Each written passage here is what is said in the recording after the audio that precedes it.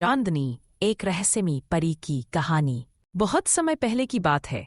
पहाड़ों के बीच बसा एक छोटा सा गांव था, जहां एक नन्ही सी लड़की मीरा अपने पिता के साथ रहती थी। उसकी माँ का देहांत हो चुका था। पिता लकड़हारा था और दिन भर जंगल में काम करता रहता। मीरा अक्सर अकेली बैठकर आसमान की ओर देखा करती, मानो किसी का इंतजार कर रही हो। एक रात जब आसमान में पूर्णिमा का चांद दमक रहा था, मीरा ने जंगल के किनारे से एक तेज चमकती रोशनी देखी। पहले तो उसे लगा कि शायद कोई तारा टूटकर गिरा है, परंतु जब वह रोशनी पास आई तो मीरा की सांसें थम गई। उस चमकती रोशनी के बीच एक अद्भुत कन्या खड़ी थी, परी। उसके पीठ पर चांदी जैसे चमकते पंख थे, बालों में चांद की रोशनी सी झलक और उसकी आंखों में गहरी उदासी छुपी थी। उसका नाम था चांदनी, एक ऐसी परी जिसे इस धरती पर कभी नहीं आना चाहिए था। चांदनी हर रात केवल कुछ ही पलों के लिए धरती पर आ सकती थी। मीरा से उसकी मुलाकात शायद एक संयोग था, या हो सकता है कि नियति ने ही उन्हें मिलाया हो। मीरा ने उससे पूछा, तुम सिर्फ रात को ही क्यों आती हो? चांदनी हल्की सी मुस्कुराई, लेकिन उसकी मुस्कान में दर्द था। क्योंकि दिन की रोशनी में मैं जीवित नहीं रह सकती। मीरा हैरान थी, पर चांदनी की आंखों में जो दुख था वह उसे महसूस हो रहा था। चांदनी दरअसल एक श्रापित परी थी। एक समय था जब वह परी लोक की सबसे सुंदर और शक्तिशाली परी मानी जाती थी, लेकिन उसने एक इंसान से प्रेम कर लिया और यही उसकी सबसे बड़ी भूल थी। परियों के नियमों के अनुसार इंसानों से प्रेम करना निषिद्ध था।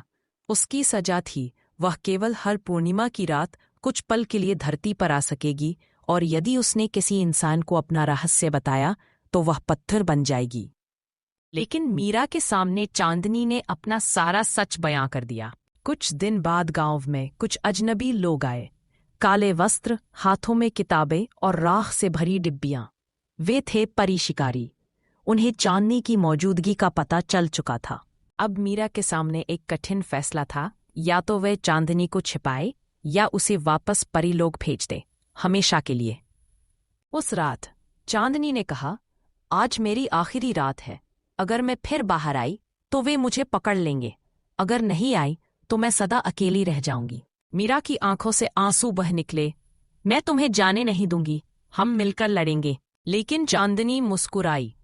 उसकी आंखों में एक गहरी चमक थी।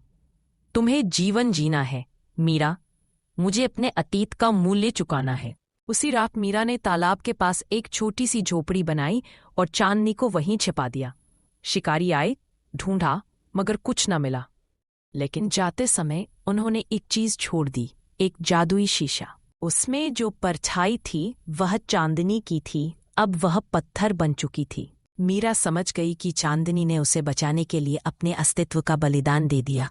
साल बीतते गए, मीरा बड़ी हो गई, लेकिन उसने कभी वह शीशा नहीं तोड़ा। हर पूर्णिमा की रात वह तालाब के पास बैठती और उस शीशे की रोशनी से एक हल्की सी लहर उठती, जैसे चांदनी अब भी उसके आसपास है। कहते हैं, जब कोई दोस्ती सच्चे दिल से निभाई जाती है तो वह कभी नहीं मरती। आज भी यदि आप किसी शांत जंगल के तालाब के पास पूर्णिमा की रात जाएं, तो आपको एक हल्की सी रोशनी, पंखों की सरसराहट और एक लड़की की हंसी सुनाई देगी। चांदनी, जो अपने दर्द के साथ भी प्यार और दोस्ती में अमर हो गई।